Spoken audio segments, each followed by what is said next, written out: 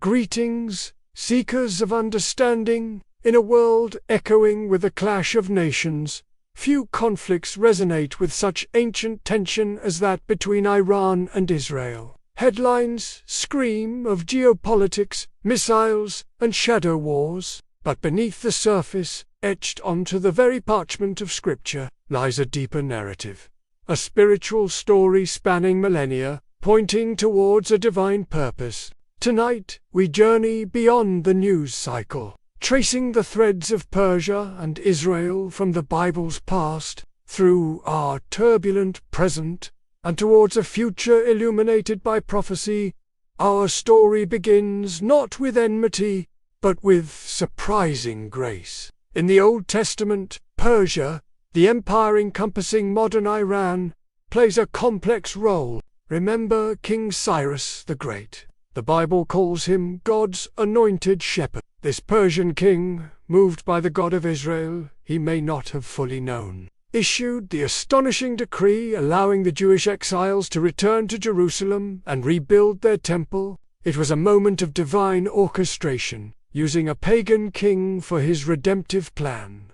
Persia was an instrument of restoration, yet the same land also birthed profound peril. Enter Haman, the Agagite, a high official in the Persian court consumed by hatred for Mordecai the Jew and his people. The Book of Esther reveals a satanic plot for genocide, birthed in the heart of Persia. It was a battle for survival, fought not with armies initially, but with prayer, fasting, courage, and divine providence. Persia became the stage for a deliverance that birthed the festival of Purim, a celebration of God turning intended destruction into salvation. Even then, the spiritual tension was palpable.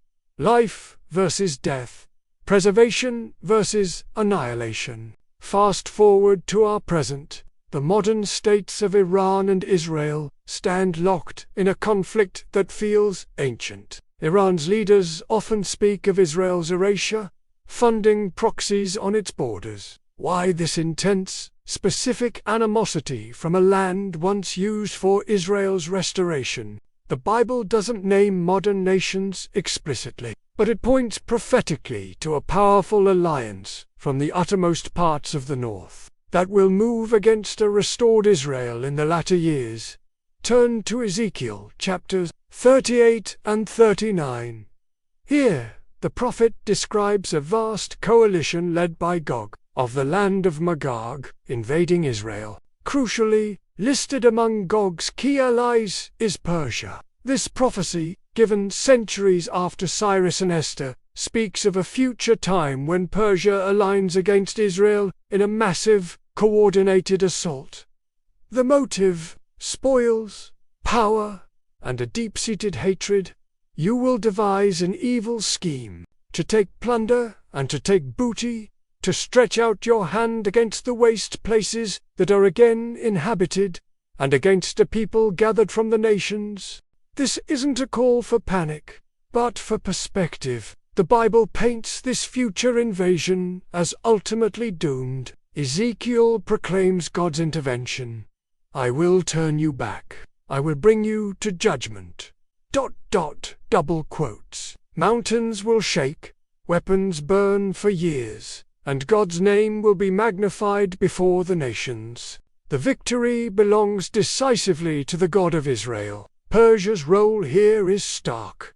Not an instrument of restoration, but part of a rebellion judged by heaven itself. So what does this deep spiritual story tell us? Firstly, it reveals the persistence of spiritual conflict. The ancient hatred seen in Haman finds its echo millennia later, not by chance, but as part of a larger cosmic struggle against God's purposes and his chosen people. Secondly, it underscores God's sovereign hand over history. He used Persia once for building. He will judge its aggression when it aligns against his ultimate plan. Thirdly, it points to the certainty of divine justice and deliverance. Israel's survival and ultimate security are guaranteed, not by its military, but by the covenant-keeping God of Abraham, Isaac, and Jacob. For us, the observers, the call isn't to fear or hatred, but to discernment and prayer. We see the stage being set. We see ancient animosities flaring with prophetic significance. Our response? To anchor ourselves in the promises of God, to pray for the peace of Jerusalem, to pray for the people of Iran, that their eyes would be opened to the true God of grace revealed in Jesus Christ. To remember that the final chapter isn't about human conflict, but about the return of the Prince of Peace. The Bible's story arc culminates not in endless war, but in a new heaven and new earth, where God will wipe away every tear. The names Persia and Israel will fade into the redeemed multitude from every tribe and tongue, gathered before the throne of the Lamb. The ancient conflict finds its resolution only in Him. So, as you watch the news, remember the deeper story. Remember God's faithfulness in the past, His sovereignty over the present, and His sure promise for the future. Pray, seek understanding, and place your hope in the one who holds the scroll of history. Until next time, walk in wisdom and peace.